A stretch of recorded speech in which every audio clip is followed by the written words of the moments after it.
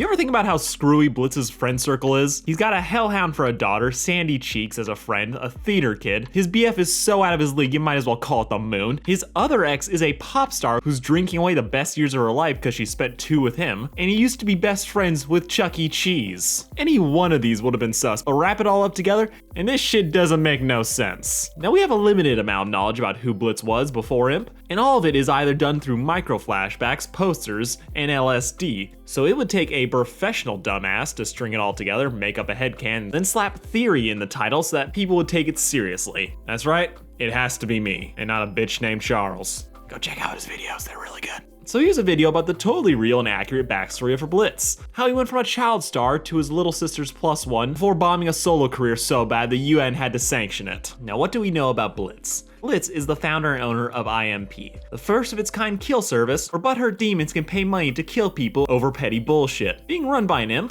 a first for Hell Society, because within Hell's hierarchy, despite being born there, where they get treated like third-class citizens with their only consolation being that they get to share Rock Bottom with Hellhounds, which going by Luna and Vortex, works out to be a win-win for me. Now, being the lowest class of people in Hell, Blitz dating consistently above his pay grade is pretty shocking, even if he is a short king. But if you're paying attention, the reason is kind of obvious. One thing that has been made abundantly clear is that Blitz has a history with show business. His sister Barbie Wire was successful enough to be called Washed Up. You also tell from this poster that she and Blitz were a duo who would perform together in the circus. That said, Verosika never calls him Washed Up. And missing a chance for a personal attack like that isn't something a bitter ex would do. That and he was working a 9 to 5 at Bootleg Disneyland. Those career dreams must have gotten killed early. But knowing that Blitz was in the entertainment industry does go a long way to explain how he knows certain people like Fizzarali and how he would be able to meet and date Veroska, who was an absolute 10 out of 10. Now something that needs to be mentioned is that there may be another sibling. Tila, however the fuck, originally shown in the same poster as Barbie in the pilot, all subsequent posters have pulled a Stalin and photoshopped her out. She may still exist, but she has never been mentioned while Barbie Wire has. Odds are she's no longer canon and I will ignore her as such. Now let's talk timeline. The youngest we ever see Blitz is during the acid sequence. He's rounder in design, he had cleaner makeup, his eyes were more innocent, throwing back to that old school design of early cartoons, or Cuphead if you're not cultured. I believe that this was how Blitz used to look when he was younger. He's dressed up as a clown and is even younger than the Blitz we saw in his posters. And remember, Blitz was still in the circus when he was performing with Barbie, meaning that it follows that younger Blitz was still in the circus trying to perform. This idea is also where I make my first major leap, because I think Barbie Wire and Blitz weren't alone in that circus.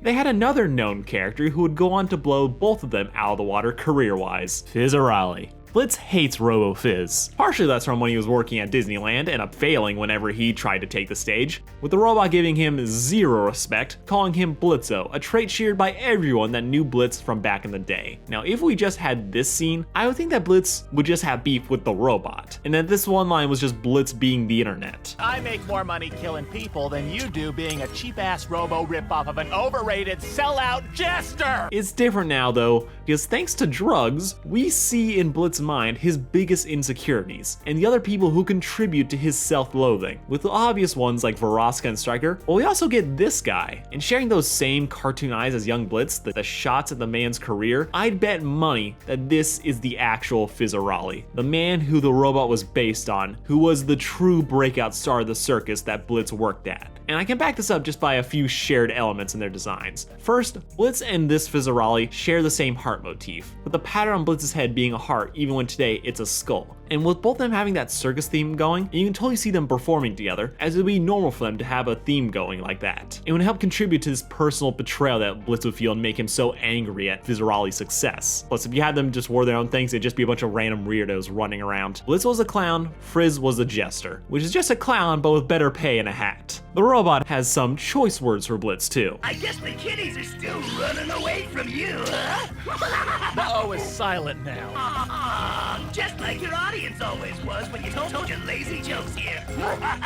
Now, Blitz having a solo act is something that's been alluded to a lot throughout the series. From Fizz to Robo-Fizz, to even framed flyers. Blitz tried to do his own thing, which evidently bombed. But when did it happen? Well, here's what makes the most sense to me. We have Blitz, Fizz, and Barbie Wire all starting at the same circus, possibly in a team together, with Fizz pulling a Beyonce and either leaving to go solo or getting offered a contract and ditching. Either way, Fizz has left the circus to become the mascot of Lululand, with all the money, cereal deals, even becoming so famous that they'd pay to make robots out of him to entertain children. This leaves Blitz and Barbie Wire to form a duo where they seem to be somewhat successful, but even based on the posters, Blitz feels small and a little bit uncomfortable compared to his sister. He may have wanted to do his own thing even back then, but felt pressured into working with Barbie by his dad who, to quote Blitz, "Are you gonna crush my musical theater dreams like my dad did?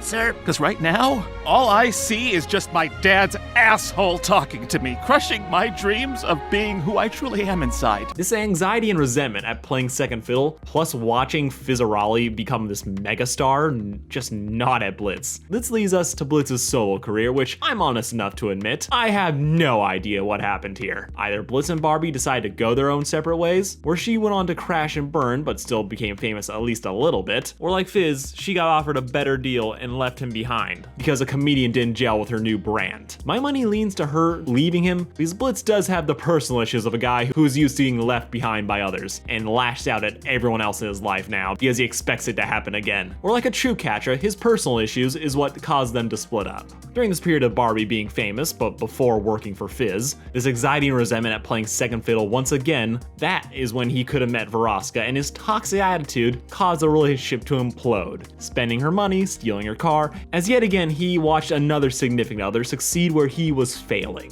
Blitz being too childish not to lash out, and causing Veroska to very much regret the tattoo. Blitz's career failed, and even worse, people were mocking him for it, while everyone else's careers took off. Blitz tried to stay in the circus to find success without Barbie Wire, going by the name of the incredible Blitzo, being allowed in the big top, which for the non-carnies in the crowd, is where circuses would hold their best and most expensive shows to the largest audience possible. But the fact that it was one night only, though, is kinda telling. He wasn't a regular there. More likely, he was someone who'd perform on the sides, but begged his way to be in the big one on account of his more famous sister. Which, yeah, he failed, hearing nothing but crickets. His ass got kicked out of the circus, where he then had to work at the amusement park trying to salvage his career, working the stands and occasionally being allowed to perform, only for his child audience to give him, you guessed it, more crickets. This builds up, and he ends up rage quitting comedy, and because babies solve everything, he adopts a 17-year-old one. All these failures haunt Blitz to this day and explains a lot of his personal issues, while also giving us context for why he has such beef with a clown and how he could have met Veroska, as they were both probably small time when they met, or his sister was just letting him in with her entourage. Blitz is trying to distance himself from his past and to create a new life for himself. Yet as the memorabilia around the office can attest, he still clings to it, being proud of those moments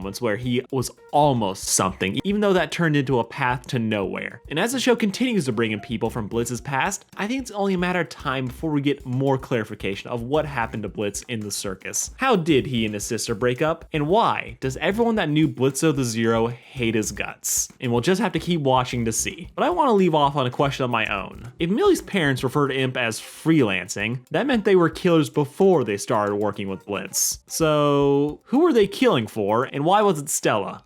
Alright, that's it for today. Do all the regular YouTube shit, like, share, subscribe. I'm gonna do more Helluva Boss content in the future, may even do some more shipping stuff, but eventually, I'll get back to my sarcastic summary roots. So stick around and find out.